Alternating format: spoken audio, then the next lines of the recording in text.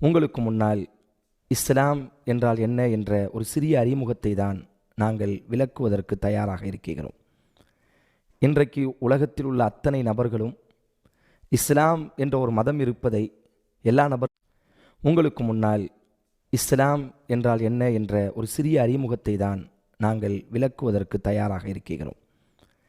இன்றைக்கு உலகத்தில் உள்ள அத்தனை நபர்களும் இஸ்லாம் என்ற ஒரு மதம் இருப்பதை எல்லா நபர்களும் அறிந்திருக்கிறார்கள். ஆனால் பல சகோதர சகோதரிகளுக்கு இஸ்லாம் என்ன இந்த உலகத்தில் சொல்ல வருகிறது, இஸ்லாம் என்ன எதிர்பார்க்கிறது என்ற ஒரு சந்தேகம் பல சகோதர சகோதரிகளுக்கு இயற்கையாக இருக்கும். இஸ்லாம் என்றால் என்ன? இஸ்லாம் என்ற இந்த வார்த்தையினுடைய அர்த்தம் என்ன தெரியுமா? முதல் அர்த்தம் கட்டுப்படுதல் அல்லது அமைதி என்ற ஒரு அர்த்தம்.